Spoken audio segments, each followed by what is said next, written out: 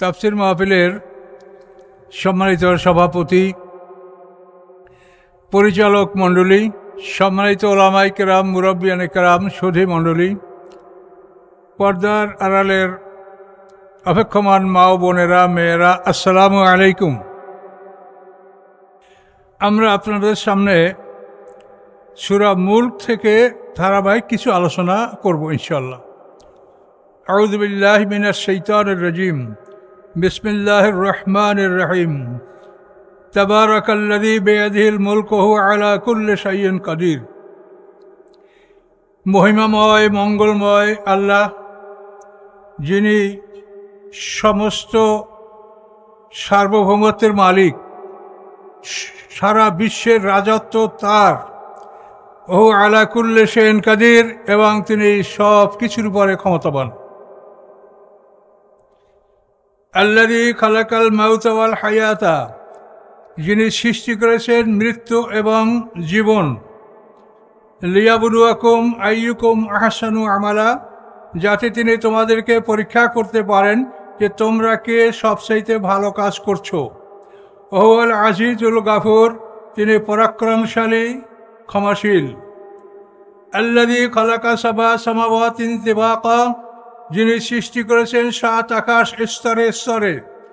মা তারা ফি খালকির রহমান মিন তাফাবুত, দেখতে পাবে না তুমি রহমানের সৃষ্টির মধ্যে কোন রকম ব্যতিক্রম। ফারজেল বাছারা, পুনরায় তুমি দৃষ্টি নিক্ষেপ করো। হাল তারা মিন ফুতুর, তুমি কি কোনো ত্রুটি বিচ্যুতি লক্ষ্য করছো? সুম্মারজেল বাছারা কাররাইতে নেই, অথবা দ্বিতীয়বার তুমি আবার তোমার দৃষ্টি নিক্ষেপ করো। ইয়ানকালিব আলাইকাল বাসারু খাসিয়া, ফিরে আসবে তোমার প্রতি তোমার দৃষ্টি অপারগ হয়ে, এবং সে ক্লান্ত। ওয়ালাকাদ যায়্যানা সামাআদ দুনিয়া বিমাসাবিহা, নিশ্চয় আমি সাজিয়েছি নিকটতম আসমানকে কতগুলি আলোক সজ্জা দ্বারা। ওয়া জাআলনাহা রুজুমান লিশ-শায়াতিন, এবং সেগুলিকে আমি করেছি শয়তানের জন্য ক্ষেপণাস্ত্র। ওয়া'তাদনা লাহুম আযাবাস সাঈর, এবং প্রস্তুত রেখেছি শয়তানদের জন্য জ্বলন্ত আগুনের শাস্তি। এ কয়টা আয়াতের পরে আমি সামান্য তাফসীর আপনাদের কাছে পেশ করব, যদি আল্লাহ তৌফিক দেন। আল্লাহ তাআলা বিয়াদিল মুলক, সমস্ত রাজত্ব সার্বভৌমত্ব তার হাতে। তিনি যাকে ইচ্ছা সাম্রাজ্য দান করেন, যার থেকে ইচ্ছা তিনি সাম্রাজ্য কেড়ে নেন। তো দান করার সময় এমনি দান করেন, কিন্তু ফিরিয়ে নেওয়ার সময় কেড়ে নিতে হয়, জোর করে নিতে হয়, ওই সময় ছাড়তে চায় না। তো আল্লাহ তাআলা তার যে সাম্রাজ্য, এই সাম্রাজ্যের বিবরণ, এটা আমাদের পক্ষে দেয়া অত্যন্ত অসম্ভব ব্যাপার। তারপর আমরা চেষ্টা করব। তার সাম্রাজ্য কত বড়। তো এই সাম্রাজ্যের কথা বলার আগে তিনি বলেছেন হায়াত এবং মৌতকে তিনি সৃষ্টি করেছেন। হায়াত এবং মৌত, এই দুটা খালক। খালক বলতে ওই সমস্ত সৃষ্টি বোঝায় যেগুলিকে ইন্দ্রিয় শক্তি দ্বারা অনুভব করা যায়, ধরা যায়, ছোঁয়া যায়, চোখে দেখা যায়, কানে শোনা যায়। এই ধরনের সৃষ্টিগুলি হচ্ছে খালক। আর যেগুলি ধরা যায় না, ছোঁয়া যায় না, দেখা যায় না, এগুলি হলো আমর। আল্লাহ আল্লাহুল খালক ওয়াল আমর, আল্লাহর সৃষ্টি দুই প্রকার, খালক এবং আমর। খালক হচ্ছে যেন আমরা, আর আমর হচ্ছে আমাদের দেহের ভিতরে spiritual part of the body, যেটা আমাদের দেহের মধ্যে নফসে লাওয়ামা, নফসে মুতমাইন্না, নফসে লাওয়ামা, নফসে আম্মারা, রূহ, এই 4টে আমাদের ভিতরে। এটা হচ্ছে আমর। এটা দেখাও যায় না, ধরা ছোঁয়া যায় না, আমাদের নিয়ন্ত্রণের বাইরে। কখন ঢোকে, কখন বের হয়, কিছুই বলতে পারি না।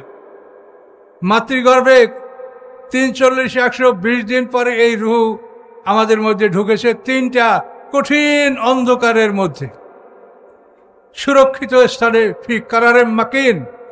কোনখান থেকে এসে কোনখানে ঢুকেছে এটা আমরা কেউ বলতে পারি না।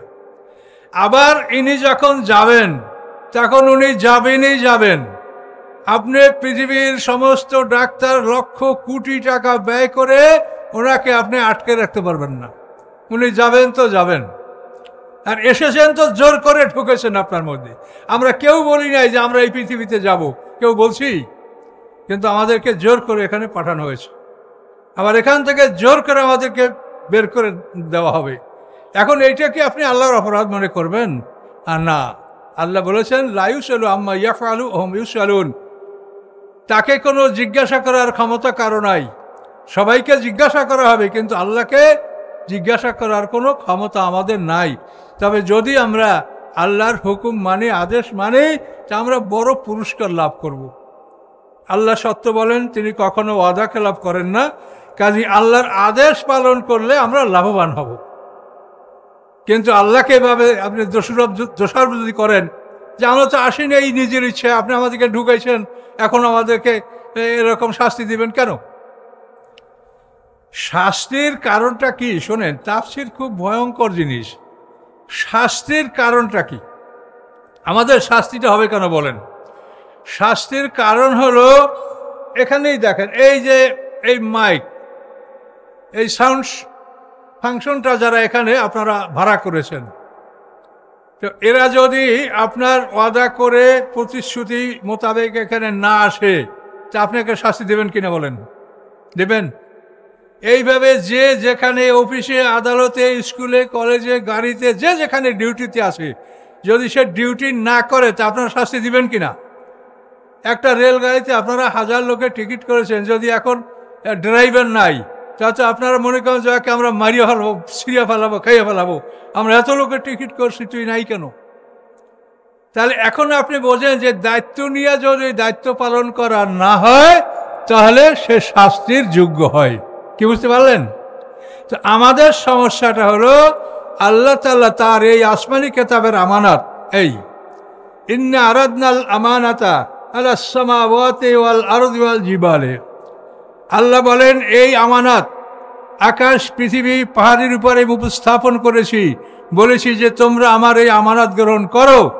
আবাইনা আই ইয়াহমিলনা ওয়া আশফাকনা মিনহা, তারা অস্বীকার করেছে এই আমানত গ্রহণ করতে এবং তারা ভয় পেয়ে গেছে। কিন্তু এরপরে ও হামালাল ইনসান, মানুষ এই আমানত গ্রহণ করেছে। আকাশ, পৃথিবী এটা গ্রহণ করে নাই, তারা ভয় পেয়েছে, কিন্তু মানুষ, আদম, এই আমানত গ্রহণ করেছে। তাহলে এখন আমানত গ্রহণ করেছেন মানে আপনি চাকরি নিয়েছেন, আপনি চাকরি নিয়েছেন। আদম আলাইহিস সালাম বলেছে যে আমি এটা গ্রহণ করলাম। এটা তাফসীর, শোনেন, তাফসীরে অনেক কথা, সেগুলি তো সংক্ষেপে বলা যায় না। আকাশ, পৃথিবী, পাহাড় আল্লাহ সৃষ্টি করছেন 6 দিনে। তারা যখন এই আমানত গ্রহণ করতে অস্বীকার করলো, তখন আল্লাহ তাআলা আদম সৃষ্টি করেছেন 120 বছর বসে।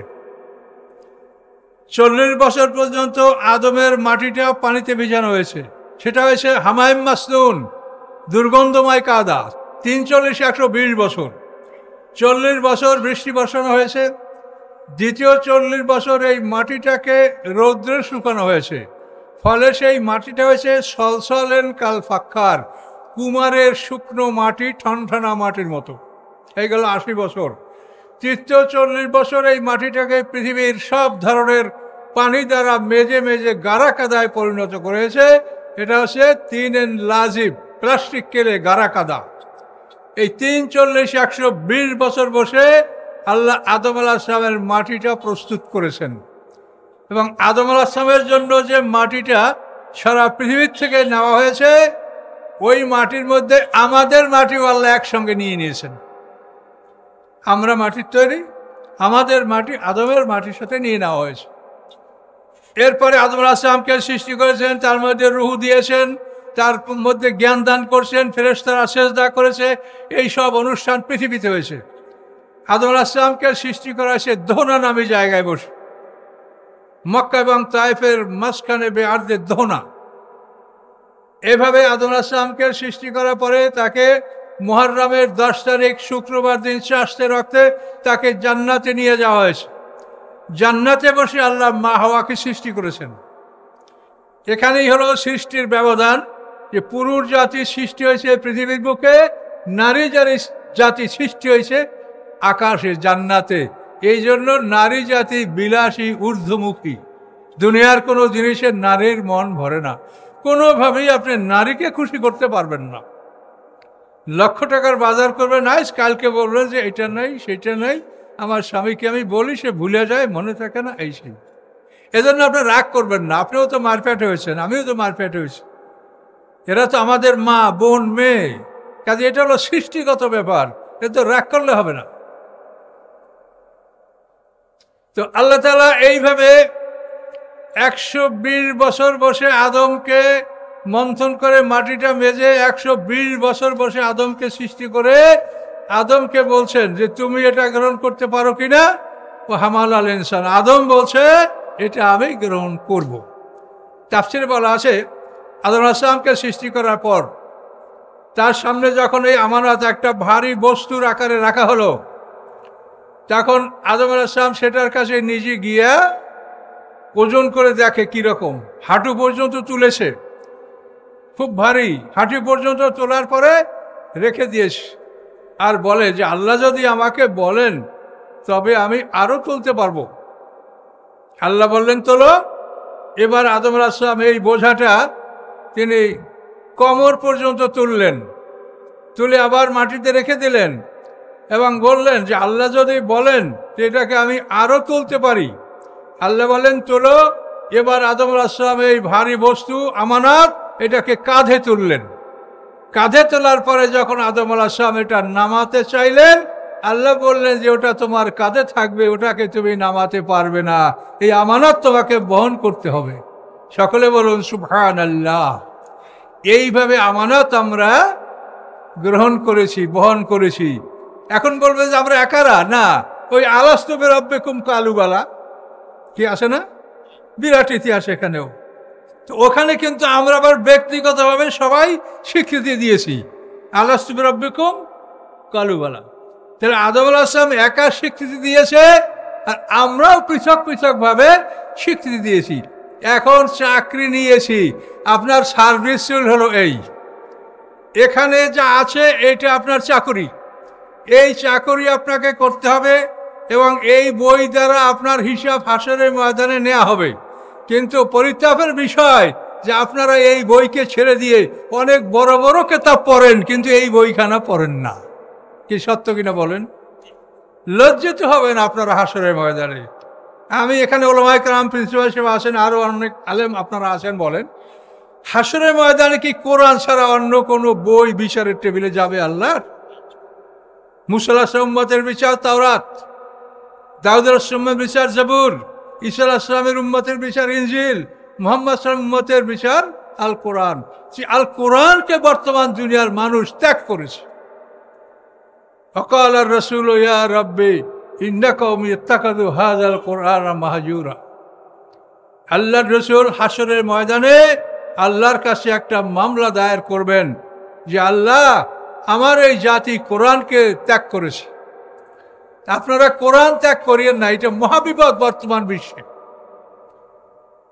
মাদ্রাসায় ছেলেদেরকে 40টা হাদিস মুখস্থ করানো হয় অর্থসহ, কিন্তু আমি বলছি যে আপনার আলামতারা থেকে নাচ পর্যন্ত সূরা কয়টার অর্থ শিখেন। হাদিসকে আপনারা এত গুরুত্ব দিয়ে সিলেবাস করলেন, কোরআন কোথায় আপনাদের? কোরআন কি 1 নম্বর নয়?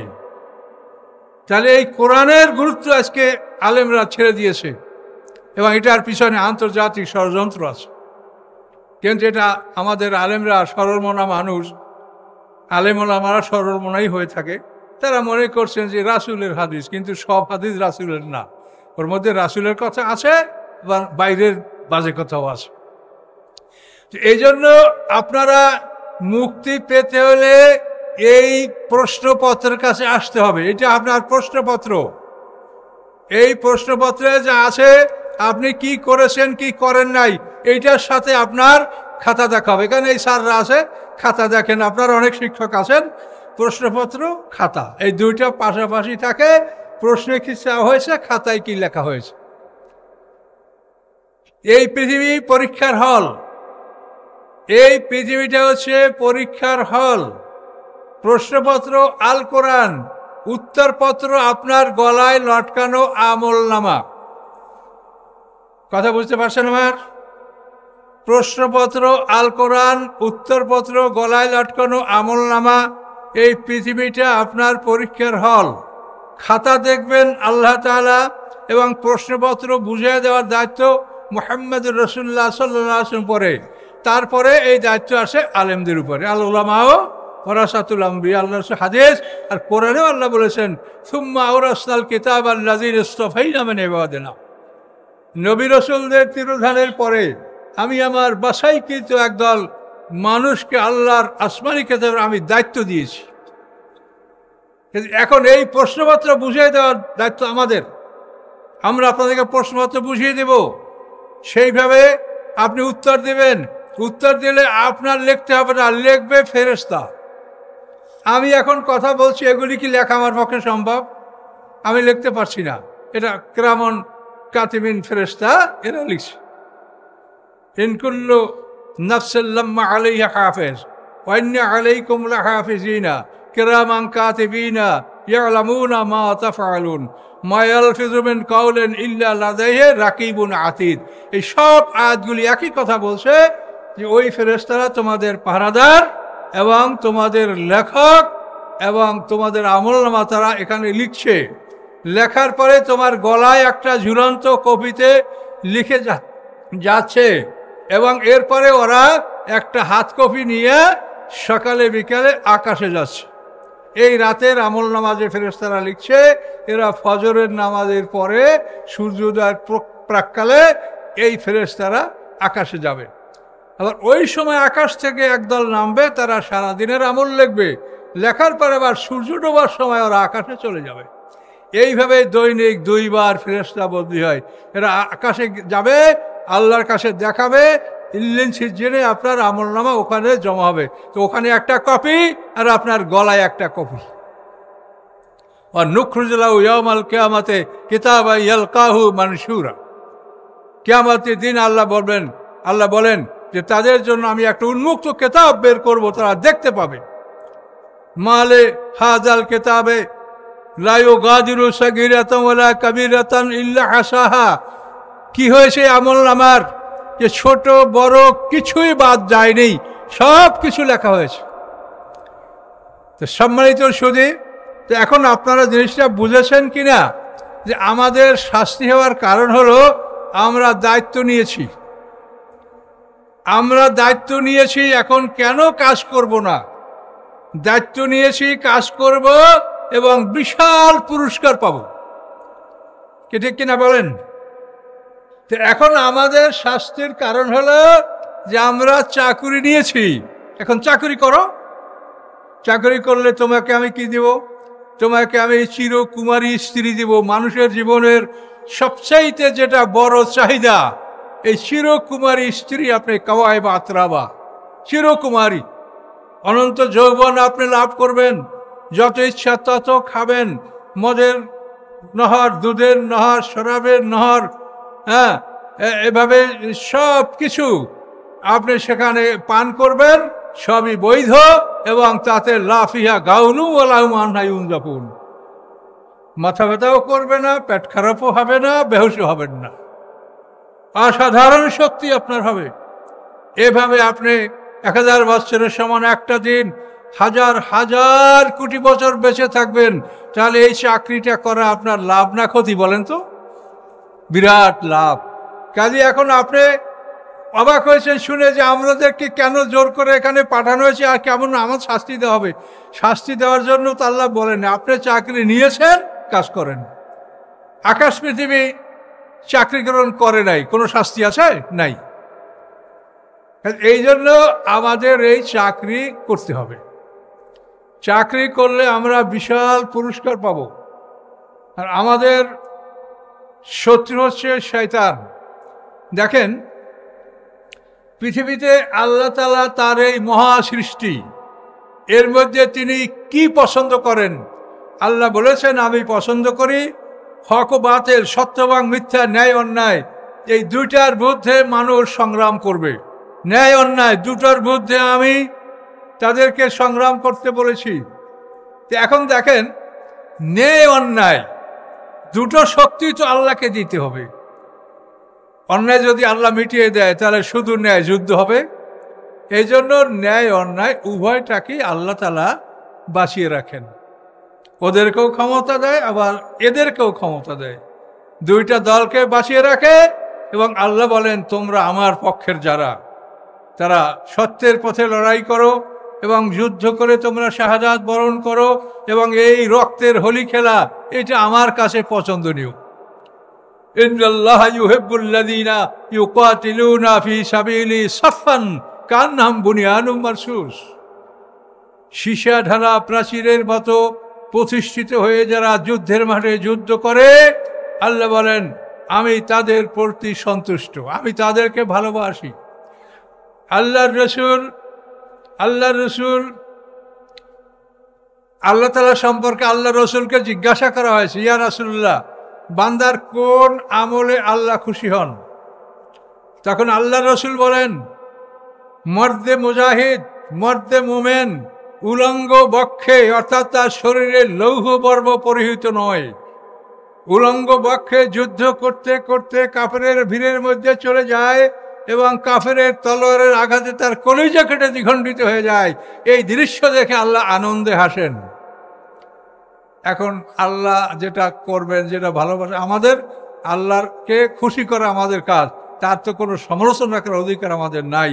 এবং এর বিনিময়ে আমাদেরকে যে নিয়ামত দেবেন সেটা চিন্তা করলে মনে হয় যেন এখনই আমি রাস্তায় যেয়ে মরি, কিন্তু তাও মরা যাবে না। কিভাবে মরতে হবে তারও জন্য তিনি কোরআন পাকে নির্ধারিত বিধান দিয়েছেন, এই আইনে তোমরা লড়াই করবে। তোমাদের সংখ্যা কত হতে হবে, কি অবস্থার মধ্যে কি পরিস্থিতি লড়াই করতে হবে, এই সব কিছু এর মধ্যে বিস্তারিত আকুল্লা শাইয়ান ফাসসালনাহু তাফসীলা, সমস্ত বিষয়ে এই কোরআন পাকে আল্লাহ তাআলা বিস্তারিত বর্ণনা করেছেন। এখন আমরা যে সূরা, এই সূরার ৬৫টা আয়াত আমরা তেলাওয়াত করেছি, তো ৬টা আয়াত। এই ৬টা আয়াতের তাফসীর পুরোপুরি করা অসম্ভব, তারপর যেটুকু সম্ভব সেটুকু আমরা করব। আল্লাযী খালাকাল মাউতা ওয়াল হায়াতা, তিনি সৃষ্টি করেছেন মৃত্যু এবং জীবন। মৃত্যু হচ্ছে আগে, জীবন হচ্ছে পরে, এই জন্য খালাকাল মাউতা আল্লাহ তাআলা আগে বলেছেন, মৃত্যু আগে। তার প্রমাণ সূরা বাকারার ২৮ নম্বর আয়াতে দেখেন, কাইফা তাকফুরুনা বিল্লাহি ওয়া কুনতুম আমওয়াতা, কিভাবে তোমরা কুফরি করছো, তোমরা ছিলে মৃত। তাহলে আমরা কি ছিলাম? মরা ছিলাম, সেখান থেকে আমাদেরকে জীবিত করা হয়েছে। তাহলে আমাদের জীবনের প্রথম অবস্থাটা হলো মৃত্যু। এখানে জীবনের ৮টা পর্ব। আপনাদের কাছে কঠিন মনে হতে পারে, যেহেতু এগুলো সবাই বলে না, কিন্তু এটা আমি তো না বলে পারছি না। মানব জীবনের ৮টা পর্ব। প্রথম হচ্ছে মৃত্যু, মৃত্যুর পরে বারজাক, বারজাকের পরে জন্ম, জন্মের পরে জীবন, এ হলো ৪। একটু ভালো করে শোনেন, আবার আমি বুঝাই বলবো। প্রথম হচ্ছে মৃত্যু, মৃত্যুর পরে বারজাক, পর্দার জগৎ, বারজাকের পরে জন্ম, জন্মের পরে জীবন, এই হলো ৪। আবার এই জীবনের পরে মৃত্যু, মৃত্যুর পরে বারজাক, বারজাকের পরে সিংহার ফুৎকারের জন্ম, জন্মের পরে দ্বিতীয় জীবন। এই ৮টা পর্ব প্রত্যেকটা মানুষের জীবনে। এই ৮টা পর্ব যদি আপনি না জানেন, তাহলে কোরআনের ধারাবাহিক ব্যাখ্যা যেটা আছে এটা আপনি বুঝতে পারবেন না। এখন আমি আপনাকে এই মৃত্যুর পর্বগুলো আমি বুঝাচ্ছি। প্রথম পর্ব হলো মৃত্যু। আমরা মরা ছিলাম কিভাবে? আদম আলাইহিস সালামের পিঠে আল্লাহ মোসা দিয়া এভাবে তার ১২০ জোড়া সন্তান বের করলেন। সেই সন্তানের পিঠে মসিয়া দিয়া তাদের সন্তান, তাদের পিঠে মোসা দিয়া হাত বুলাইয়া তাদের সন্তান, এইভাবে আমার হাতে হাত বুলিয়ে আমার সন্তান, আপনার পিঠে হাত বুলিয়ে আপনার সন্তান, কিয়ামত পর্যন্ত যত মানুষ জন্মগ্রহণ করবে সমস্ত মানুষগুলিকে আল্লাহ তাআলা পর্যায়ক্রমে তার পিতার পিঠ থেকে বের করেছেন। সব বের করে ক্ষণিকের জন্য আল্লাহ তাআলা তাদের মধ্যে জীবন সঞ্চার করে আল্লাহ প্রশ্ন করছেন, আলাস্তু বিরাব্বিকুম, আমি কি তোমাদের রব নই? তখন আমরা সবাই বলেছি কালু বালা, আপনি আমাদের রব। এইটা বলার পরেই আমরা সবাই একসঙ্গে আমাদেরকে আল্লাহ মৃত্যু দান করেছেন, আমরা সবাই মরে গেছি। এখন এই মরার আগে যে ক্ষণিকের জন্য আমাদেরকে জীবন দান করা হয়েছিল, এইটা জীবন হিসাবে আল্লাহ ধরেন নাই। এটা হচ্ছে শুধু পরীক্ষার জন্য। যেমন একটা সেট, এই সেটটা আপনি প্যাকেট করবেন, প্যাকেট করার আগে কোম্পানি একটা টেস্ট করে তারপর ওটা প্যাকেট করে এবং ওটার মেয়াদ লেখে যে এটা এতদিন পর্যন্ত, এটা ডিউরেবিলিটি বা এটার মানে কি বলে যে একটা লংজিভিটি, একটা সার্টিফিকেট ওটা থাকে, পরীক্ষা করে কোম্পানি। তো কোম্পানি যেরকম পরীক্ষা করে একটা মালকে প্যাকেট করে, ঠিক আমাদেরকে সৃষ্টি করার পরে আমাদেরকে আল্লাহ পরীক্ষা করার জন্য একটু সুচ দিয়ে জীবন দিয়ে পরীক্ষা করছে যে আলাস্তু বিরাব্বিকুম কালু বালা। তাহলে আল্লাহ এই পরীক্ষায় দেখলেন যে এরা আমার ইবাদত করতে পারবে, এরপরে প্যাকেট মৃত্যু। এই মৃত্যু হলো আমাদের জীবনের প্রথম পর্ব। এই মৃত্যু দিয়ে আমাদেরকে আবার যেভাবে বের করা হয়েছিল ওইভাবে আমাকে আমার বাবার পিঠে ঢুকানো হলো, বাবাকে দাদার পিঠে, দাদাকে তাহর পিঠে ঢুকাতে ঢুকাতে সর্বের সবাইকে আদমের পিঠে ঢুকিয়ে দেওয়া হলো। তো এইটা হলো প্রথম মৃত্যু। আলাস্তু বিরাব্বিকুম এই প্রশ্নের জবাব দেওয়ার পরে আমরা প্রথম মৃত্যুবরণ করেছি। এই মৃত্যুর পরে বরজাক, বরজাক মানে পর্দার আড়ালের জগৎ। কোথায় ছিলাম আমরা কেউ বলতে পারি? আমরা পৃথিবীতে জন্মগ্রহণ করার পরে কি বলতে পারি যে আদম আলাইহিস সালামের সময় আমরা আলাস্তু বিরাব্বিকুম কালু বালা এই প্রশ্নের জবাব দিয়ে আমরা ছিলাম কোথায়? কেউ বলতে পারি? বলেন, পারি না। এটা হলো বরজাক, পর্দার আড়ালের জগৎ। তাহলে প্রথম হলো মৃত্যু, তারপর হলো বরজাক। এই বরজাকের পরে আমরা দুনিয়াতে জন্মগ্রহণ করেছি। এই জন্মের পরে আমাদের জীবন, এই হলো 4। আবার এই জীবনের সামনে মৃত্যু, মৃত্যুর পরে আমরা পর্দার আড়ালের জগৎ থাকবো, পর্দার আড়ালের জগতে থাকবো ইসরাফিলের সিংহার ফুৎকার পর্যন্ত। সিংহার ফুৎকারে আমরা জীবিত হব, জীবিত হওয়ার পরে আমরা জন্মগ্রহণ করব। এই জন্মগ্রহণ করার পরে আমাদের দ্বিতীয় জীবন শুরু হবে। তো একটা মানুষের জীবনে 8টা পর্ব, এটা মনে রাখতে হবে। একটা মানুষের জীবন কি? এই জীবনটা কি বলেন? পানি, মাটি, আগুন, বাতাস, এই 4টা পদার্থের দেহ নিয়ে আপনারা সবাই বসে আসেন। আর এর ভিতরে কি আছে? নফসে মুতমান্না, নফসে লাওয়ামা, নফসে আম্মারা, রূহ। এই ভিতরে এই 4টা জিনিস দেখা যায় না, এইটাকে আপনি আমি নিয়ন্ত্রণ করতে পারি না, কেউ পারে না। এই 4টা জিনিস আমাদের ভিতরে আছে। এই 4টা যদি বের হয়ে যায় তা আমার নাম, আপনার নাম লাশ। এই তো জীবন। এখন আল্লাহ বলেন তিনি প্রথমে মৃত্যু সৃষ্টি করেছেন, অর্থাৎ জীবনের প্রথম পর্ব হচ্ছে মৃত্যু। আল্লাযী খালাকাল মাউতা ওয়াল হায়াতা লিয়াবলুয়াকুম, যে তিনি তোমাদেরকে পরীক্ষা করবেন। আইয়ুকুম আহসানু আমালা, তোমরা কে সবচাইতে ভালো কাজ করতে পারো, কত বেশি কাজ করতে পারো এটা কিন্তু আল্লাহ বলে নাই, বলছে কে ভালো করতে পারো। এই পৃথিবীতে কখনোই মুসলমানদের সংখ্যাগরিষ্ঠ, এটা সংখ্যাগরিষ্ঠতা মুসলমান লাভ করতে পারে, মেজরিটি মুসলমানদের হবে না। এটা কোরআন পাকে আল্লাহ বারবার পরিষ্কার করে বলেছেন। আমা আকসারুন নাসি ওয়ালাউ হারাসতা বিমুমিনিন, যে পৃথিবীর অধিকাংশ মানুষ হে রাসূল আপনি যতই কামনা করেন অধিকাংশ মানুষ মোমেন হবে না। তাহলে পৃথিবীর অধিকাংশ মানুষ যখন মোমেন হবে না, তখন গণতান্ত্রিক পদ্ধতিতে মুসলমানরা কোনদিন আল্লাহর দিন কায়েম করতে পারবে না। কিভাবে দিন কায়েম হবে? আল্লাহ করে তা বলে দিয়েছেন, কাম মিন ফিয়াতিন কালিলাতিন গালাবাত ফিয়াতান কাসীরাতান বিইজনিল্লাহ। বহু ছোট ছোট দল বড় দলের উপরে জয়যুক্ত হয়েছে। কাজে আমাদেরও আল্লাহ তাআলা জয়যুক্ত করবেন, ছোট দল বড় দলের উপরে জয়যুক্ত হবে। এইটা হবে কখন? যখন ইমাম মাহদী আসবে, ঈসা আলাইহিস সালাম আসবে, তাদের সাথে খিজির আসলাম যোগ দিবে, তাদের সাথে আসহাবে কাহফ গুহার মধ্যে ঘুমিয়েছে তারা যোগ দিবে। এরা সব মিলে, ভালো মানুষ মিলে ছোট দল পৃথিবীর বৃহত্তর দলের মধ্যে যুদ্ধ করবে। তখন আল্লাহর দিন পৃথিবীতে প্রতিষ্ঠিত হবে। গণতান্ত্রিক পদ্ধতিতে কোনোদিন দিন কায়েম হবে না। এই জন্য এখানেও আল্লাহ বলছেন যে আইয়ুকুম আহসানু আমালা, ভালো কাজ কে করতে পারো। তোমার দল বড় হবে না, মুসলমানদের দল কোনোদিন বড় হবে না, কিন্তু ভালো কাজ করো, ভালো মুসলমান হও, তোমরা অল্প লোকেই তাম পৃথিবী তোমরা জয় করতে পারবে। আল্লাহ তোমাদের সাহায্য করবেন, প্রয়োজন বোধে আল্লাহ ফেরেশতা নামিয়ে দিবেন, কিন্তু ভালো মানুষ হতে হবে, অত্যন্ত বিশুদ্ধ মুত্তাকিন হতে হবে। ভেজাল সহ হলে এদের প্রতি আল্লাহর রহমত আসবে না এবং আল্লাহ ফেরেশতাও তাদের প্রতি নাজেল করবেন না।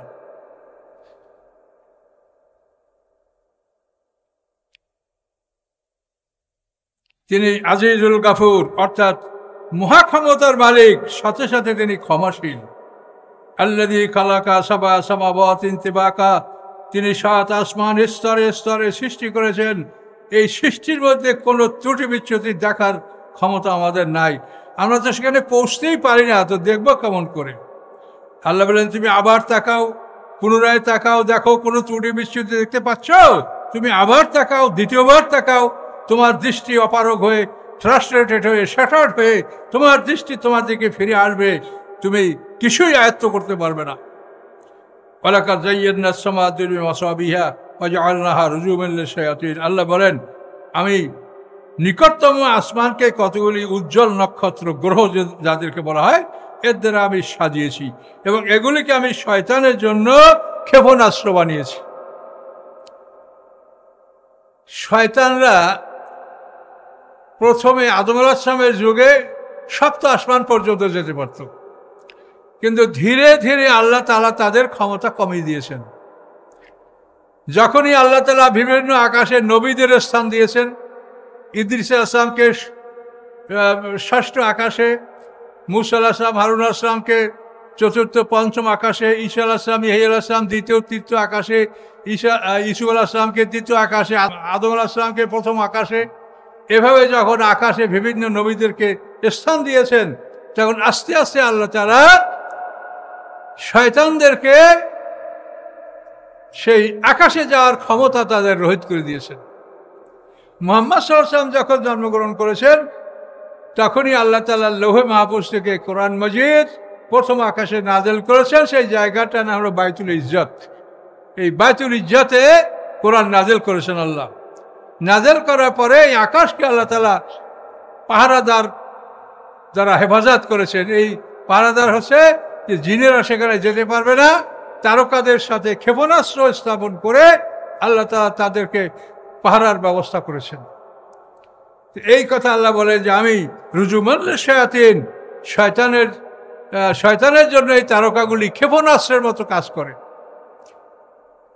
ক্ষেপণাস্ত্র হলো এমন একটা অস্ত্র যে মনে করেন এই টেবিলটা একটা স্টেশন ক্ষেপণাস্ত্রের, তো এই ক্ষেপণাস্ত্রটার পাওয়ার কত? যদি 2000 মাইল পাওয়ার হয়, 2000 মাইল দূরে যদি একটা জাহাজ আসে, তখন এই ক্ষেপণাস্ত্রটা আপনার ইচ্ছে অন হয়ে যাবে, সিগন্যাল দিতে থাকবে।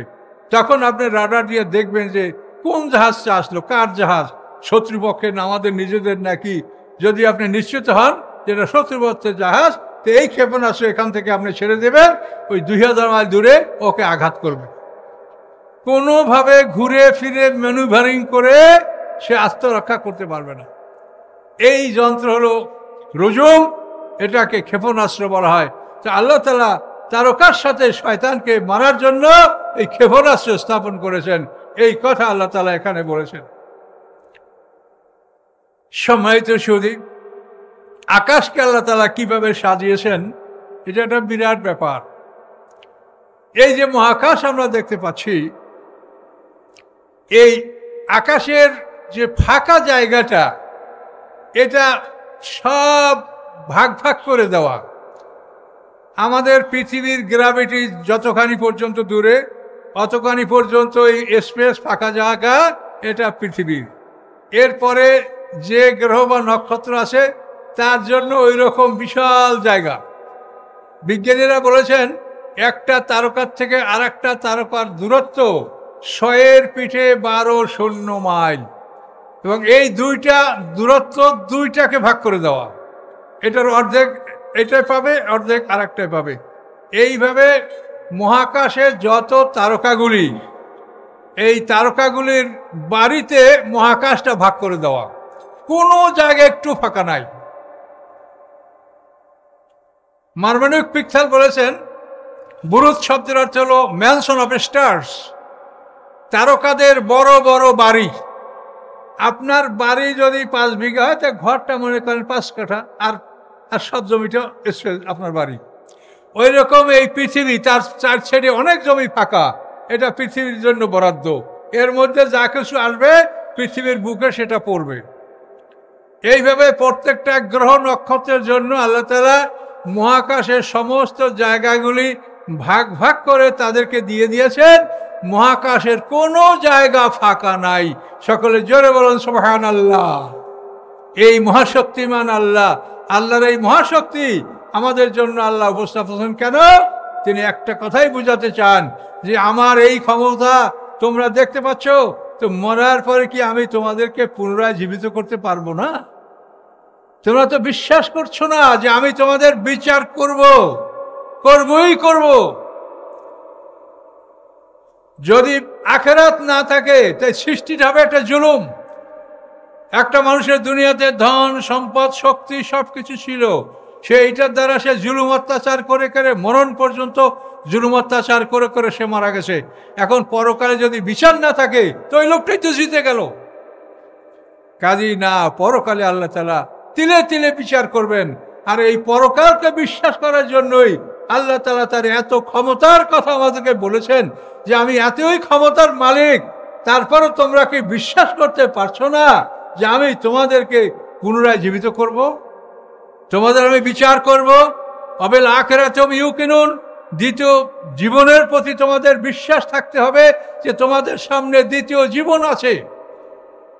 এই দ্বিতীয় জীবন যদি মানুষ বিশ্বাস করে সেই মানুষ অন্যায় করতে পারে না। পৃথিবীর মানুষ যদি দ্বিতীয় জীবন বিশ্বাস করত, পৃথিবীতে এত অশান্তি বিশৃঙ্খলা পৃথিবীতে থাকতো না।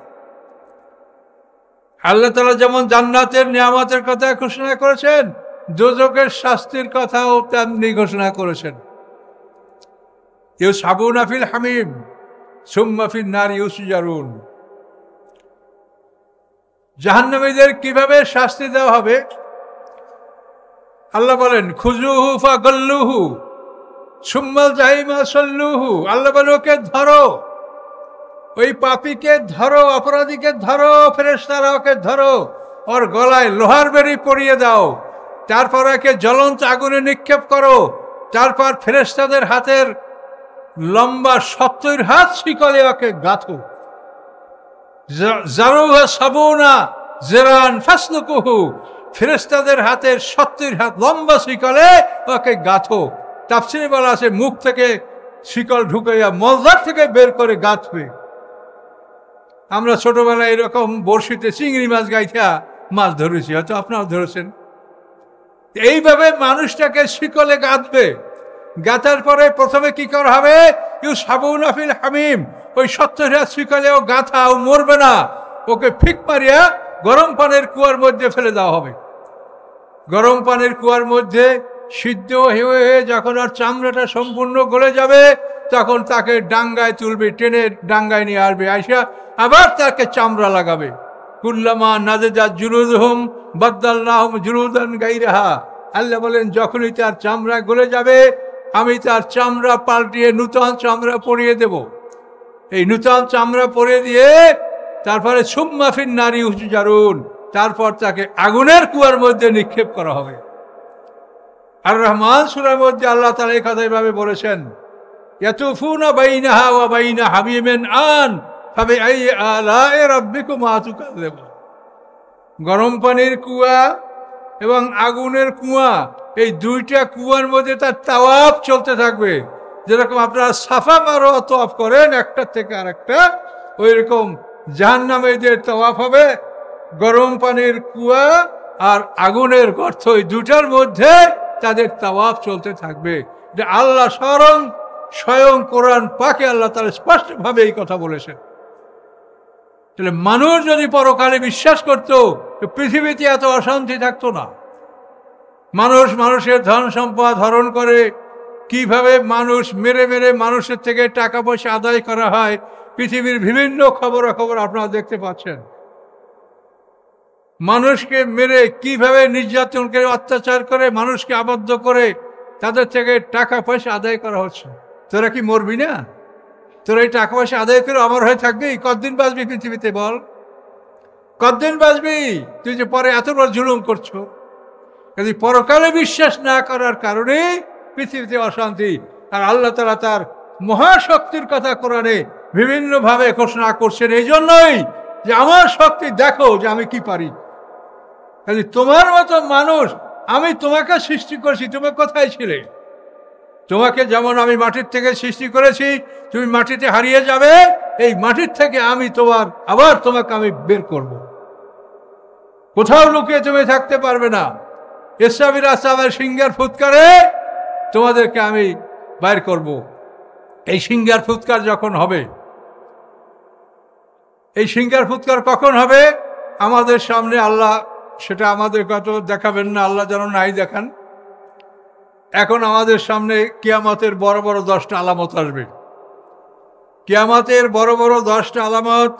ঈসা আলাইহিস সালাম আকাশ থেকে নামবেন, ইয়াজুজ মাজুজ বের হবে, দাজ্জাল বের হবে, দাব্বাতুল আরদ বের হবে, পশ্চিম দিক থেকে সূর্য উঠবে, পৃথিবীতে 3টা ভূমিধস হবে, এডেন থেকে একটা আগুন বের হবে, তারপরে পৃথিবীতে মানে ধূম্রকুণ্ডলী গ্যাসীয় পদার্থ প্রকাশ পাবে। এই 10টা আলামত কিয়ামতের প্রকাশ পাবে। সর্বশেষ আলামত দুটো হলো দাব্বাতুল আরদ, সাফা পাহাড় থেকে একটা প্রাণী বের হবে গরুর মতো, দাব্বাতুল আরদ। আব্দুল্লাহ ইবনে আব্বাস রাদিয়াল্লাহু তাআলা লাঠি দিয়া, সাফা পাহাড় এরকম লাঠি দিয়ে খটখট করেন আর বলেন যে আমার এই লাঠির আওয়াজ এই দাব্বাতুল আরদ শুনতে পাচ্ছে, এটার মধ্যে দাব্বাতুল আরদ আছে। এই আখরাজালাম দাব্বাতা মিনাল আরদ কোরআনের আয়াত। এই দাব্বাতুল আরদ যেদিন বের হবে সেদিনই পশ্চিম দিক থেকে সূর্য উদয় হবে। এই 2টা আলামত প্রকাশ হয়ে যাওয়ার পরে তওবা বন্ধ হয়ে যাবে, আর কোনো মানুষের তওবা কবুল হবে না। এরপরে 100 বছর পৃথিবী থাকবে। এই কাফের বেঈমানরা যেমন ইচ্ছা তেমন পৃথিবীতে জীবন যাপন করবে। এরপরে আল্লাহ তাআলা আদেশ করবেন, ইসরাফিল সিংহা মুখী নিয়ে দাঁড়িয়ে আছে।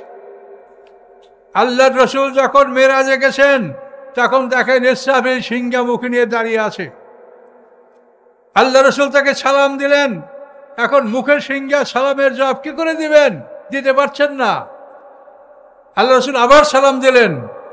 3য়বার সালামের জবাব ইসরাফিল দিলেন এবং আল্লাহ রাসূলের কাছে ক্ষমা চাইলেন, ইয়া রাসূলুল্লাহ, আপনার জন্মের খবর শুনে সেই দিন আমি সিংহা মুখে নিয়েছি, আর আজকে আপনার সালামের জবাব দেওয়ার জন্য আমি আল্লাহর কাছে অনুমতি নিয়ে এই সিংহাটা মুখ থেকে নামিয়ে আপনার সালামের জবাব দিয়েছি। ইয়া রাসূলুল্লাহ, আপনি ক্ষমা করেন আমার বেয়াদবির কথা। এই ইসরাফিল সিংহা মুখী নিয়ে দাঁড়িয়ে আছে কেন? আমা আমরুস সাআতি ইল্লা কালামহিল বাসার, যে সিংহার ফুৎকারটা চোখের পলকের মধ্যে ঘটবে, চোখের পলক। এই জন্য সিংহা মুখী নিয়ে দাঁড়িয়ে আছেন যে আল্লাহ আদেশ করলে যেন আমার ফুঁক দিতে বিলম্ব না হয়। এই সিংহার ফুৎকার প্রত্যেকটা মানুষ মনে হবে যে আমার বাড়ি থেকে এই বাঁশির আওয়াজ বেজে উঠেছে। মানুষেরা হাটে বাজারে বিভিন্ন জায়গায় কাজে কর্মে ছড়িয়ে ছিটিয়ে থাকবে। ভাতের লোকমা হাতে তুলবে, মুখে দিতে পারবে না। দোকানে একটা কাপড় দেখছে বেচা কেনার জন্য, কাপড়টা ভাঁজ করতে পারবে না। ইতিমধ্যে সিংহের ফুৎকার বেজে উঠবে, আস্তে আস্তে প্রবল থেকে প্রবল হবে। এই সিংহের ফুৎকারে সমস্ত জীব জানোয়ার পশু ভয়তে একত্রিত হয়ে যাবে। এরপরে তারা বেহুশ হবে, এরপরে তাদের মৃত্যু হবে, নারীদের গর্ভপাত হয়ে যাবে, দুগ্ধদানকারী মা তার সন্তানকে আশা দিয়ে ফেলে দিবে। এইভাবে একটা ভয়ঙ্কর অবস্থার মধ্যে শেষ পর্যন্ত এই সিংহের ফুৎকার 40 বছর স্থায়ী থাকবে। এর মধ্যে সব প্রাণী মারা যাবে।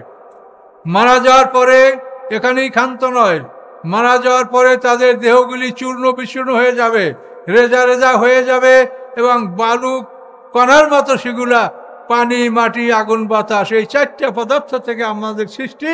এই 4টা পদার্থের সাথে এগুলা মিশে ঘুরপাক খেতে থাকবে। পৃথিবীর বহু মানুষের দেহ পৃথিবীর বিভিন্ন অঞ্চলে ছড়িয়ে ছিটিয়ে আছে। তো এই সিংহার ফুৎকারে দুইটা কাজ হবে। একটা কাজ হলো বিক্ষিপ্ত দেহগুলি সিংহার ফুৎকারে এভাবে ঘুরে ঘুরে পানি মাটি আগুন বাতাস ঘুরপাক খেয়ে খেয়ে দেহটা একত্রিত হয়ে যাবে। আর যাদের দেহগুলি সলিড, নবী রসুল শহীদ, এদের জীবনটা সলিড, দেহটা সলিড, এদের দেহ সেদিন ভেঙে ঘুরে ঘুরে করে ফেলানো হবে। তার কারণ হাসরের ময়দানে প্রত্যেকটা প্রাণী ওই রকমই উঠবে যেরকম সে মায়ের পেট থেকে ভূমিষ্ঠ হয়েছে। গরুর বাচ্চা, মুরগির বাচ্চা, হাঁসের বাচ্চা, পৃথিবীতে যত প্রাণী দেখেন সবাই হাসর হবে। কাজেই কোনো মানুষ, এই যে আমাদের ফরেন বডি, যেটা বাইরের দেহ, এই ফরেন বডি আমাদের কারো হাসরের ময়দানে উঠবে না।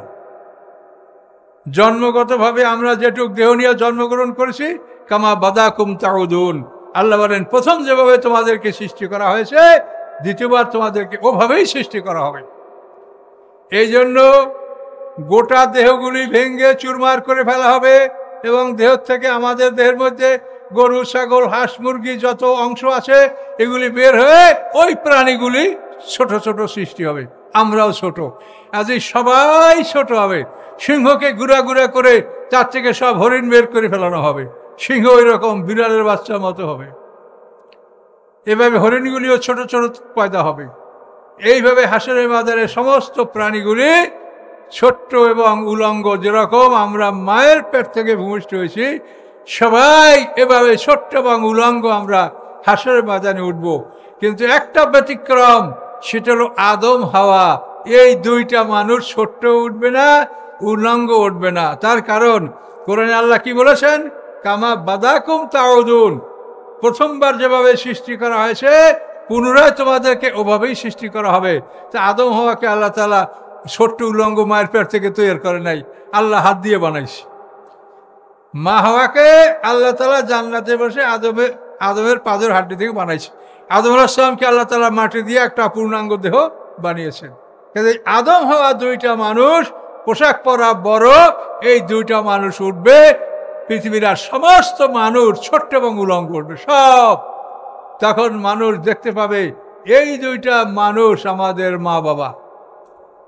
আমরা হিন্দু, খ্রিস্টান, বৌদ্ধ পৃথিবীতে যত মারামারি, কাটাকাটি, হানাহানি করেছি সব আমরা ভুল করেছি। এই দুইটা মানুষ আমাদের পিতামাতা। হ্যাঁ, ইয়া আইয়ুহান নাস ইন্না খালাকনাকুম মিন যাকারিন ওয়া উনসা, হে মানব সকল, আমি তোমাদের একটা পুরুষ একটা নারী হতে তোমাদের সবাইকে আমি সৃষ্টি করেছি। এইভাবে হাসরের ময়দানে আমরা সব উঠবো ছোট্ট এবং উলঙ্গ। ৪০-১২০ বছর পর্যন্ত সিংহার ফুৎকার চলবে। এই সিংহার ফুৎকারে গোটা দেহগুলি ভেঙে চুরমার হবে আর বিক্ষিপ্ত দেহগুলি সিংহার ফুৎকারে একত্রিত হবে। এভাবে সমস্ত মানুষগুলির অরিজিনাল দেহ এইটা সিংহার ফুৎকারে একত্রিত হবে। একত্রিত হওয়ার পরে এটা জমিনে পড়ে একটা মাটির স্তর সৃষ্টি হবে। তো এইবার ইসরাফিলের সিংহার ফুৎকারে আমাদের দেহ একত্রিত হয়ে যে জমিনের উপরে পড়বে, এই সময় আমরা প্রত্যেকে ওই জায়গাতেই পড়ব যে জায়গার মাটির থেকে আমাদেরকে সৃষ্টি করা হয়েছে। কথা বলছেন, আমি আবার বলছি, মিনহা খালাকনাকুম ওয়া ফিহা নুঈদুকুম ওয়া মিনহা নুখরিজুকুম তারাতান উখরা। এই মাটি হতে তোমাদেরকে সৃষ্টি করেছি, এই মাটিতে তোমাদেরকে ঢুকাবো, এই মাটির থেকে তোমাদেরকে বের করব। এখন আমাকে কোন মাটি দ্বারা সৃষ্টি করা হয়েছে? ইসরাফিলের সিংহার ফুৎকারে আমি ঘুরপাক খেতে খেতে আমার দেহটা যখন একত্রিত হবে, তখন আমাকে ওইখানেই ফেলানো হবে যেখানের মাটি দ্বারা আমাকে সৃষ্টি করা হয়েছে। সকলে জোরে বলুন সুবহানাল্লাহ। দুনিয়ায় তো আমরা যেখান থেকে সৃষ্টি হয়েছি সেখানে আমাদেরকে মাটি দিতে পারছে না। পারছে? একটা কবরে হাজার হাজার কবর হচ্ছে। কাজে আমরা যেখান থেকে সৃষ্টি হয়েছি সেইখানে আমরা পড়ব। এটা ইসরাফিল আসলামের সিংহার ফুৎকারে দেহগুলি একত্রিত হয়ে যখন মাটির স্তর হবে, তখন আমরা ঠিক প্রত্যেকটা মানুষ ওই জায়গাতেই পতিত হব যেখানের মাটির দ্বারা আমাদেরকে সৃষ্টি করা হয়েছিল। তো সম্মানিত সুধী, এইভাবে হাসরের ময়দানে আমরা প্রথম সিংহার ফুৎকারে সবাই জীবিত হব এবং ছোট্ট উলঙ্গ থাকবো এরপরে হাসরের ময়দানে আমরা বড় হব। হাসরের ময়দানে 70 বছর পার হয়ে যাওয়ার পরে আল্লাহ তাআলা বিচারের সিংহাসন নিয়ে আল্লাহ তাআলা মাঠে আসবেন।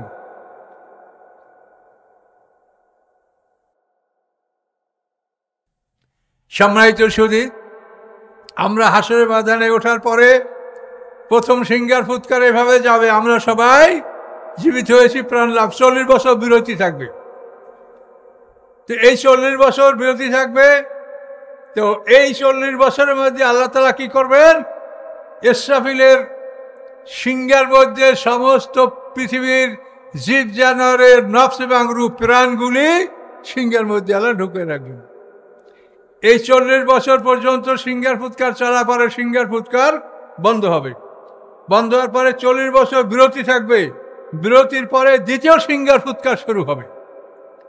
এখন এই প্রথম সিংহার ফুৎকারে আমরা মাটির দেহটা একত্রিত দেখতে পাইলাম, তাই না? মাটির দেহটা একত্রিত হলো, আমরা যেখান থেকে সৃষ্টি ওইখান থেকে ফেলাই দেওয়া হলো। এইভাবে আমরা আছি এখন। থাকার পরে এখন আসেন এই সিংহার ফুৎকারে মরবে কারা, মরবে না কারা? ফাফাজিয়া মানফিস সামাওয়াতি ওয়া মান ফিল আরদি ইল্লা মান শা আল্লাহ।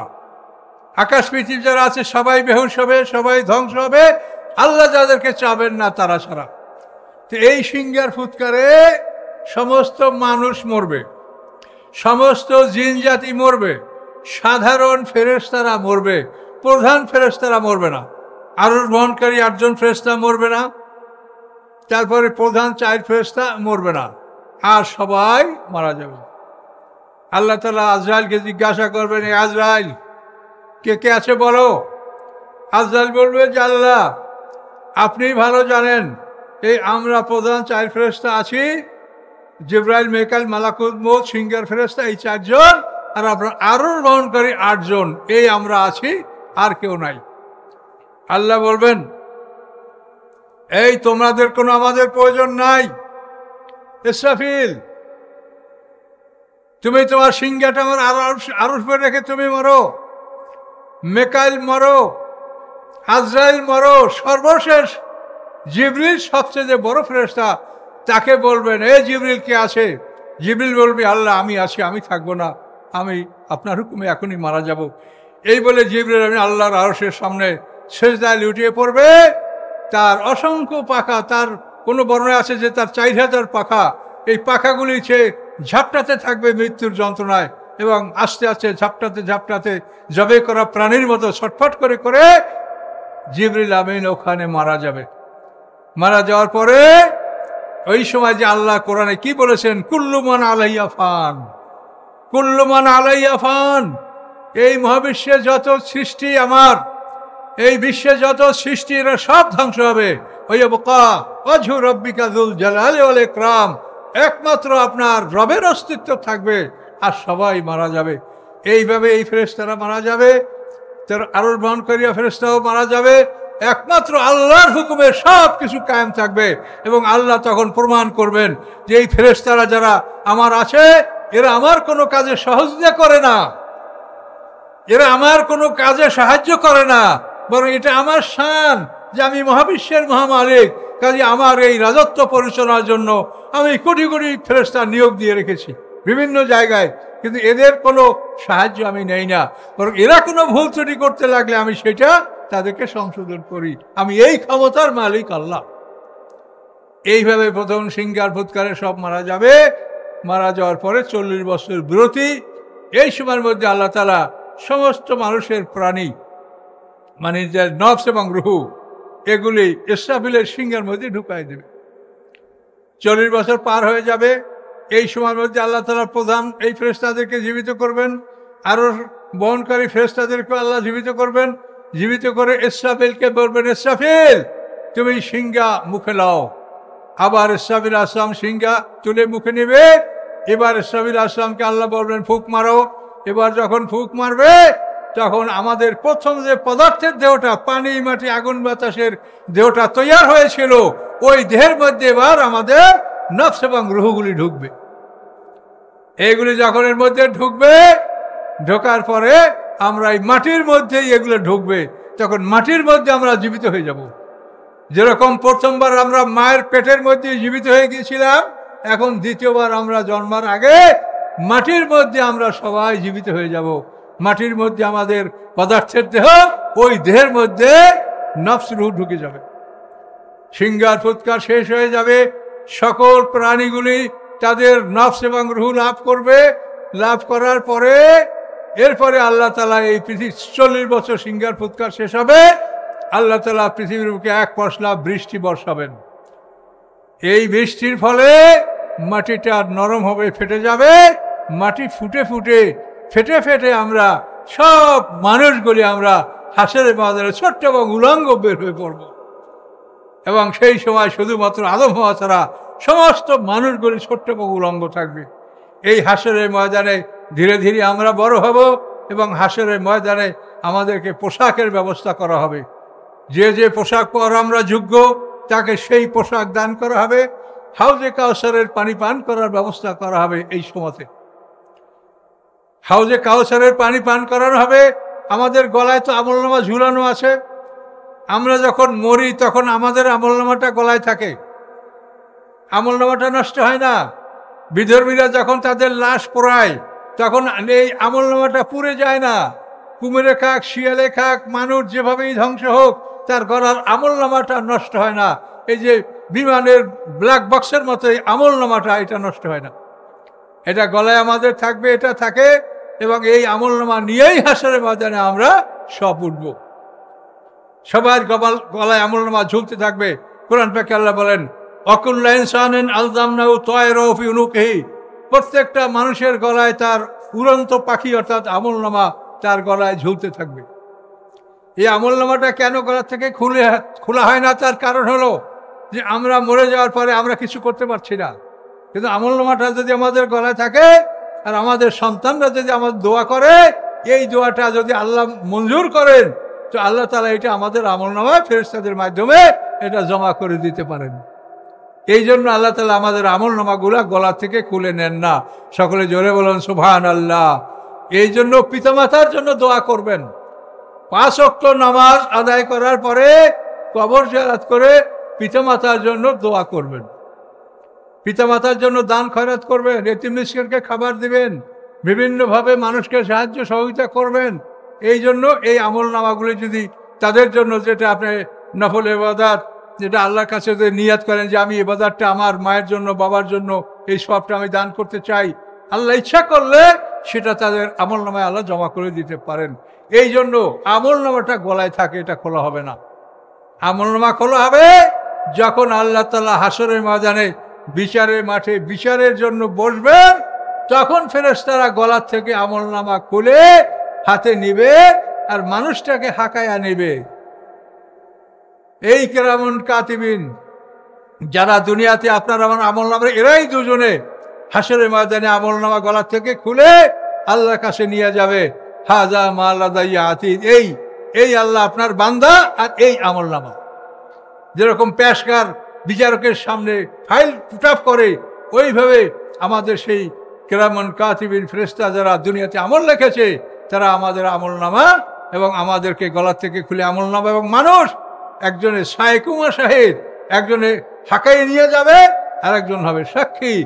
এভাবে আমাদের গলা থেকে সেই দিন আমলনামা খোলা হবে এবং বিচার করা হবে, বিচারে প্রশ্ন করা হবে, আপনাকে জবাব দেওয়ার সুযোগ দেওয়া হবে, নানাবিধভাবে আপনাকে সুযোগ দেওয়া হবে যাতে আপনি বুঝতে পারেন যে অপরাধগুলি আপনি করেছেন কিনা। এটা না বুঝেই আপনাকে আল্লাহ তাআলা শাস্তি দিবেন না। এই জন্য 50,000 বছরের সমান আল্লাহ তাআলা একটা দিনে বিচার করবেন। এগুলি সব কোরআনে বিস্তারিত বর্ণনা। এই জন্য মানুষের উচিত যে আমরা পরকালকে বিশ্বাস করে সেইভাবে আমরা জীবনের কার্যক্রমগুলি আমরা পরিচালনার জন্য আমরা করি। সম্মানিত সুধী, অবশ্যই আমাদের বিচার হবে। আপনারা ভেবে দেখেন, আমাদের নবী মুহাম্মদ সাল্লাল্লাহু আলাইহি সাল্লাম, তিনি জন্মের 6 মাস আগে তার পিতা মারা গেছে, 6 বছর বয়সে মা মারা গেছে, 8 বছর বয়সে দাদা মারা গেছে। এরপরে তিনি আবু তালেবের গৃহে, তার চাচার গৃহে লালিত পালিত হয়েছেন। 40 বছর বয়সে নবুয়ত লাভ করেছেন। এরপরে 53 বছর বয়সে হিজরত করেছেন। হিজরত করার 6 মাস পরে যুদ্ধের অনুমতি আসছে, 18 মাস পরে বদরের যুদ্ধ হয়েছে। এই সময়ের মধ্যে আল্লাহ রসুল মানে 8.5 বছর, 10 বছরে 1.5 বছর গেল, 8.5 বছরে আল্লাহ রসুল 85টা যুদ্ধ করেছেন। এত কষ্ট করে একটা মানুষ তার জীবনটাকে শেষ করেছেন। যদি পরকাল না থাকে তাহলে এই মানুষটা এত কষ্ট করে কি পাইল? কাজে পরকাল আছে, জান্নাতে তার জন্য সর্বশ্রেষ্ঠ বাড়ি ওসিলা, যেই বাড়ির নাম মাকামে মাহমুদের সম্মানীয় স্থানের নাম, এগুলি আল্লাহ তাআলা আল্লাহ রসুলকে দান করবেন। ঠিক ওইভাবে পরকাল যদি না থাকে, একটা লোকে 1000 মানুষ খুন করেছে, প্রত্যেকেরই দাবি যে আমাকে খুন করেছে, আমি এর বিচার চাই। তো 1000 মানুষের জন্য ওই লোকটাকে যে শাস্তি হবে, যদি এক একটা খুনের জন্য 30 বছর শাস্তি হয়, তো কত হাজার বছর শাস্তি হবে? সেই শাস্তি কি করে তাকে দেওয়া হবে? সে তো একজনের শাস্তি খাটার মধ্যে মৌত হয়ে যাবে, তার মানুষগুলো তো বিচার পাইল না। তাহলে এই জন্য পরকাল অনিবার্য। যেখানে হাজার হাজার কোটি বছর মানুষ বেঁচে থাকবে, পরকালে আল্লাহ তাআলা প্রত্যেকটা মানুষ নেকামেলেরও পুরস্কার দান করবেন আর বদামেলেরও শাস্তি আল্লাহ তাআলা দিবেন। কাজে এই জন্য আমাদের আল্লাহ তাআলা তার মহাশক্তির কথা বারবার বলেন যে আমি আমার ক্ষমতার কথা দেখো, যে এই মহাবিশ্বটা শূন্যের উপরে ভাসমান। এত বড় পৃথিবীটা কিভাবে আপনি চিন্তা করতে পারেন যে এটা শূন্যের উপরে কেমনে রাখে? এটার নিচে কিছু আছে? আপনি বোরিং করেন, 8000 মাইল ছিদ্র করে ওপাশে ওঠেন, এই আকাশ এই পৃথিবী দেখতে পাবেন। এই পৃথিবীর উপর নিচে কিচ্ছু নাই, শূন্যের উপরে এগুলো চলে যাচ্ছে। ঘন্টায় 43,200 মাইল বেগে এই পৃথিবী উড়ে বেড়াচ্ছে। এবং শুধু পৃথিবী নয়, আপনাদের চোখের সামনে যা কিছু দেখতে পাচ্ছেন, আকুল্লুন ফি ফালাকিন ইয়াসবাহুন। আল্লাহ বলেন কোরআন পাকে, সব কিছু আকাশে এগুলি উঠছে, শূন্যে আকাশে এগুলি ঝুলন্ত সাসপেন্ডেড অবস্থায়। এবং এগুলি শূন্যে থাকার একমাত্র যেটা আমরা দেখতে পাচ্ছি সেটা হলো শক্তি, চলার গতি। আপনি যদি আমি এটা ছুঁড়ে মারি, তো এটার পিছনে যতক্ষণ শক্তি থাকবে নিচে পড়বে না, উপরেই থাকবে। শক্তি শেষ হয়ে যাবে, নিচে পড়বে। তো এই যে পৃথিবীটা চলছে, এই চলার কারণে এটা শূন্যে অবস্থান করছে। এইভাবে সমস্ত গ্রহ নক্ষত্র যা কিছু আমরা দেখতে পাচ্ছি সবগুলি গতিশীল, চলমান। এই চলার কারণে শূন্যের উপরে এগুলি ভাসমান রয়েছে এবং সব কিছু আল্লাহর হুকুমের উপরে এগুলি ভাসমান রয়েছে। কাজে আল্লাহর কুদরত সম্পর্কে যদি আপনি জানতে পারেন, তাহলে আপনার ঈমান মজবুত হবে। আপনি পরকাল বিশ্বাস করবেন, আল্লাহ যে শাস্তি দেওয়ার ক্ষমতা রাখেন তা বিশ্বাস করবেন, আল্লাহ যে আপনাকে জান্নাত দেওয়ার ক্ষমতা রাখেন তা আপনি বিশ্বাস করবেন। আল্লাহ তাআলা এই জন্য তার মহাশক্তির কথা কোরআন পাকে উল্লেখ করেছে যে আমার আকাশ তাকাই দেখো আমি কিভাবে সৃষ্টি করেছি। তুমি দেখো, তুমি দেখো এই আকাশ পৃথিবী আমি কিভাবে সৃষ্টি করেছি। তুমি তাকাই দেখো এই সমুদ্র কোন ফায়াকুন, আমি বলেছি হওতাই হয়ে গেছে। এই সমুদ্র কি মানুষের পক্ষে খনন করা সম্ভব? বলেন তো, কথার জবাব দেন। সমুদ্র কি মানুষে খনন করতে পারে? সমুদ্রের মাঝখান থেকে এক ঝুড়ি মাটি কিনারে আনতে কয় বছর সময় লাগবে? কাজে এই সমুদ্র মানুষে খনন করে নাই। আল্লাহ বলেন কোন হও, তো হয়ে গেছে। হিমালয় পর্বত, ওই পাথর, একটা পাথর কি মানুষেরা ওই চূড়ায় উঠাতে পারে এমন ক্ষমতা মানুষের আছে? কাজে এই হিমালয় পর্বতের মতো আরো কত শত সহস্র পাহাড় আল্লাহ তাআলা নিজে সৃষ্টি করেছে। কোন ফেয়াকুনে সৃষ্টি হয়েছে? কাজে এই মহাশক্তির মালিক আল্লাহ তাআলা, তাকে আপনি বিশ্বাস করেন না যে আপনাকে জীবিত করতে পারবে? আপনি কোন সাহসে অন্যায় করেন? আপনাকে ধরে পাকড়াও করে আপনাকে তিলে তিলে বিচার করা হবে। কে হিমালয় পর্বত নির্মাণ করেছে? কে আমাজন জঙ্গল সৃষ্টি করেছে? কে ভারত মহাসাগর, প্রশান্ত মহাসাগর, আটলান্টিক মহাসাগর সৃষ্টি করেছে? বলো। একমাত্র আল্লাহ, যিনি কুন ফায়াকুন, তিনি বলেন যে আমি যদি বলি হও, হয়ে যায়। তার এই কুন ফায়াকুনের মাধ্যমেই মহাবিশ্ব সৃষ্টি হয়েছে। সকলে জোরে বলুন সুবহানাল্লাহ। তুমি এই 3.5 হাত মানুষ মনে করছো যে তুমি অন্যায় করে এড়িয়ে যাবে, তুমি জুলুম করে এড়িয়ে যাবে, তুমি অত্যাচার করে পালাতে পারবে, এটা তুমি মনে করছো? এটা তোমার বোকামি। কচ্ছিন কালেও তুমি পালাতে পারবে না। আমি তোমাকে পাকড়াও করে আমি তিলে তিলে আমি ন্যায় বিচার করে ছাড়বো। কাজেই সাবধান, আপনারা কি অন্যায় করেন না, পরকালকে বিশ্বাস করেন, আল্লাহর প্রতিশ্রুতি সত্য। এভাবে আল্লাহ তাআলা হাসরের ময়দানে সমস্ত মানুষ একত্রিত করবেন। দ্বিতীয় সিংহার ফুৎকারে সিংহার ফুৎ করে পরে ওই সময় কি হবে? আল্লাহ তাআলা বিচারের সিংহাসন নিয়ে আসবেন 70 বছর পর। এই 70 বছরের মধ্যে আমরা মাঠে বড় হব, আমাদেরকে পোশাক দেওয়া হবে, হাউজে কাউসারে পানি পান করানো হবে, এবং আল্লাহর ওই যে জগৎ সৃষ্টি হয়েছে ওই জগতে এই পৃথিবীর সূর্য থাকবে না, আল্লাহর নূরের আলোকে ওই জমিনটা আলোকিত হবে। কোরআন পাকে আল্লাহ পরিষ্কার বলেছেন, ও আশরাকাতিল আরদু বিনূরি রাব্বিহা, আল্লাহর নূরের আলোকে হাসরের ময়দানটা আলোকিত হবে, সূর্যের আলো থাকবে না। এই পৃথিবীর সূর্যটাকে ধ্বংস করে দেওয়া হবে। এ তো বলেই দিয়েছে আল্লাহ তাআলা যে সূর্য চন্দ্র ধ্বংস হবে সব। তারপর যখন আল্লাহ তাআলা বিচারের জন্য নামবেন, তখন 7 পৃথিবী আল্লাহর বাম হাতে, 7 আকাশ আল্লাহর ডান হাতে ভাঁজ করা থাকবে।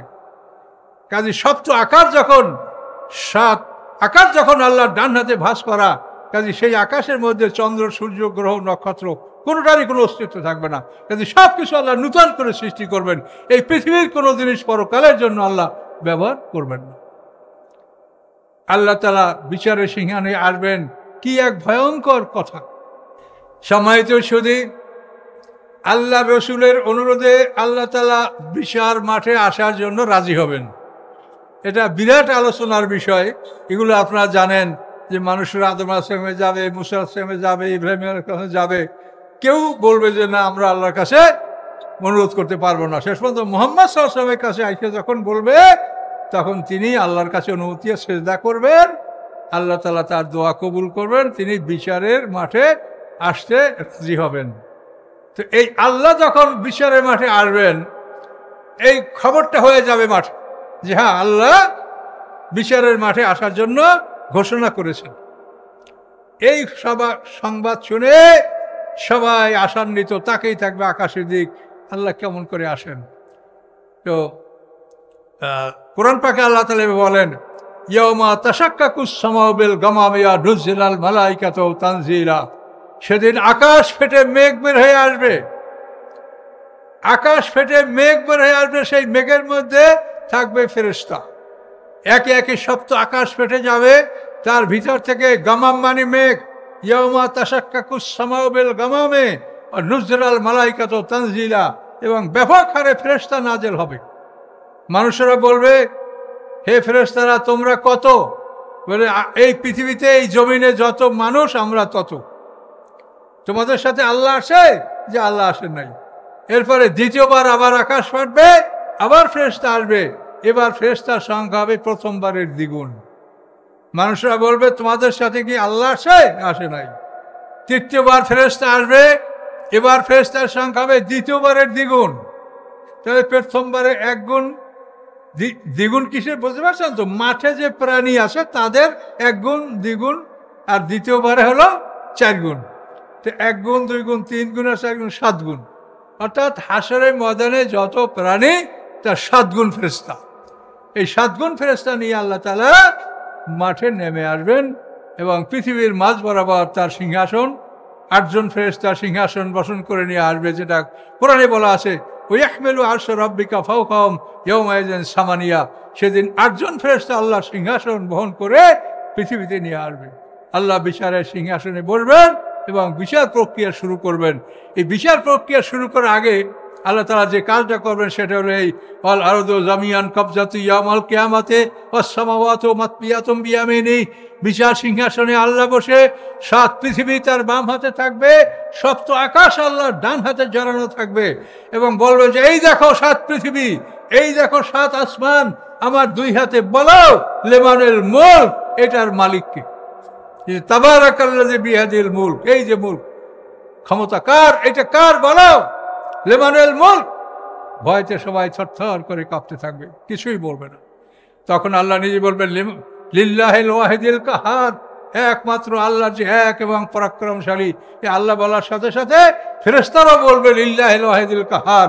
তখন মানুষরাও বলবে লিল্লাহিল ওয়াহিদিল কাহার, যে সব কিছুর মালিক একমাত্র আল্লাহ, যিনি মহাপরাক্রমশালী, মহাক্ষমতার মালিক।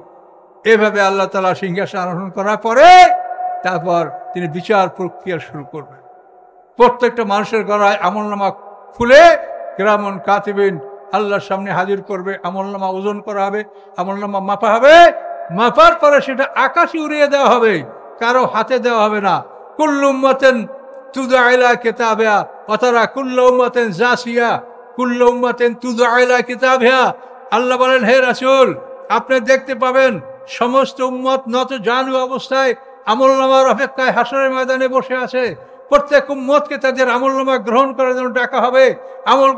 আমলনামাগুলো আকাশে উঠতে থাকবে। বিচার যখন সমাপ্ত হবে তখন আমলনামাগুলি উড়ে উড়ে আবার আমাদের হাতে আসবে। যারা ভাগ্যবান, যারা পাশ করেছে তাদের আমলনামাটা ডান হাতে আসবে, আর যারা ফেল করেছে তাদের আমলনামাটা বাম হাতে আসবে। তখন বাম হাতওয়ালারা বড় আফসোস করবে, হায় আমাকে যদি আমলনামা নাই দেওয়া হতো। এই বাম হাতটা পিঠের পিছনের দিকে এইভাবে ঘুরাইয়া উল্টা দিকে এখান থেকে বক্ষ ভেদ করে পিছনে হাত নিয়ে বাম হাতে আমলনামাটা দেওয়া হবে। এইভাবে আমলনামা নিয়ে আমরা দুদল, দুইটা ঠিকানায়, যারা ডান হাতে তারা জান্নাতে, যারা বাম হাতে তারা জাহান্নামে। এইভাবে ওয়াসিকাল্লাযীনা কাফারু ইলা জাহান্নামে জুমারা ওয়াসিকাল্লাযীনা তাকাউ ইলাল জান্নাতি জুমারা। সূরা জুমারে এই দুই দলের কথা বলা আছে যে উভয় দলকেই আল্লাহ তাআলা একই সঙ্গে জান্নাতে এবং জাহান্নামের দিকে নিয়ে যাবে। এবং দায়িত্বে থাকবে জাহান্নামী মানুষের জন্য দায়িত্বে থাকবে জাবানিয়া গ্রুপের ফেরেশতা, আর মুমিনদের দায়িত্বে থাকবে রিদওয়ান গ্রুপের ফেরেশতা। এই ফেরেশতারা আপনাকে আপনার বাড়িতে পৌঁছে দেবে। কোন বাড়ি আপনার? 8টা বেহেশত। কোন বেহেশতে আপনি পাশ করেছেন, কোন নম্বরে আপনার বাড়ি? প্রত্যেকটা বেহেশতে তো কোটি কোটি মানুষ যাবে, কাজে আপনার বাড়ি কোনটা, কোন নম্বরের বাড়ি, কয় নম্বরে বেহেশতে পাইছেন আপনি, এগুলি সব ফেরেশতা আপনাকে হাতে ধরে আপনাকে আপনার বাড়ি পৌঁছায় দেবে। সকলে বলুন সুবহানাল্লাহ। এইভাবে আল্লাহ তাআলা বিচার প্রক্রিয়া সম্পর্কে আমাদেরকে বলেছেন, এবং এই কথাগুলি আমরা সংক্ষিপ্ত আকারে আপনাদের কাছে এখানে পেশ করছি। এ পর্যন্তই আমার বক্তব্য শেষ করছি। দোয়া করবেন। জানি না কখন আল্লাহ তলব করে, তো ডাক দিলে তো আর উপায় নাই, যেতেই হবে। তা আপনাদের কাছে দোয়া চাই, দোয়া করবেন। আমি যাদেরকে নিয়ে মাহফিল করছি তাদের অধিকাংশ মানুষই এখন পৃথিবীতে বেঁচে নাই। তো আপনারা যারা আছেন তারাও, বা যারা ছিলেন না এখন আছেন, তারাও দোয়া করবেন। আপনার কাছে দোয়া চাই। আর আমার বই, আমি কোরআনের তাফসির লিখেছি 30 পারা কোরআনের, সেখানে 10 খণ্ড। তারপরে ছোট বই আলো আধার আছে, রাসূলের জীবনী লিখেছি। এগুলি পড়লে আপনারা খুবই সুন্দর জিনিস জানতে পারবেন।